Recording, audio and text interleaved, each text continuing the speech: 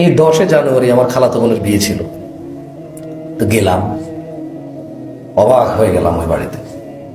খালার বাড়ি না, আমি অবশ্য জিজ্ঞেস করিনি, বাট আমি আন্দাজ করতে পারছি যারা আমার খালাতো বোনকে সাজাচ্ছিল ওদের কেউই নামাজ পড়ে নাই। আর যে কনে ওর বিয়ে একটা ইসলামের বিধান না, কবুল না করে তো নিয়ে যেতে পারতো। কেন কবুলের ব্যবস্থা করছে? কারণ মাগু ইসলামে কইছে কবুল করতে হবে, নাহলে বিয়ে হবে না। তো ইসলামের নামাজ পড়তে কয় নাই, একটা ইসলাম বাদ দিয়ে আরেকটা ইসলাম মানে, বুঝছেন, এদেশের ইসলাম। তো আমার মনে হয় ওখানে যারা দাওয়াত খাইতে আসছে ওকে হয়তো পড়বে, বাট মহিলাদের মধ্যে কেউ পড়ছে বলে আমার মনে হয় না।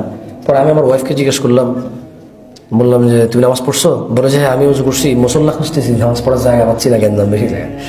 আমি তুমি নামাজ পড়ে বের হচ্ছে, বললাম ঠিক আছে নামাজ পড়ে বের হয় এখান থেকে। পরে আমি ওকে জিজ্ঞেস করলাম গাড়িতে, আমার খালতো বোনের নাম দিয়ে ও নামাজ পড়ছে? না হ্যাঁ, কিসের নামাজ? আমি কেউই নামাজ পড়ে নাই বিয়ে বাড়িতে। এটাই প্রথম দেখছি তো, ওই জন্য বলছি, আগে কখনো দেখি নিতে বলি নাই।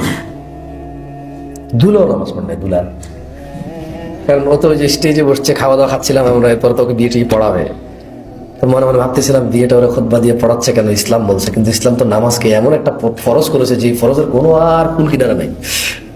আপনি বঙ্গোপসাগর ছেড়েন, বঙ্গোপসাগর তো মধ্যখানে নিয়ে যদি আপনার ছেড়ে দেয়, আপনি কি আর কিনারায় আসবেন এটা ভাবতে পারেন?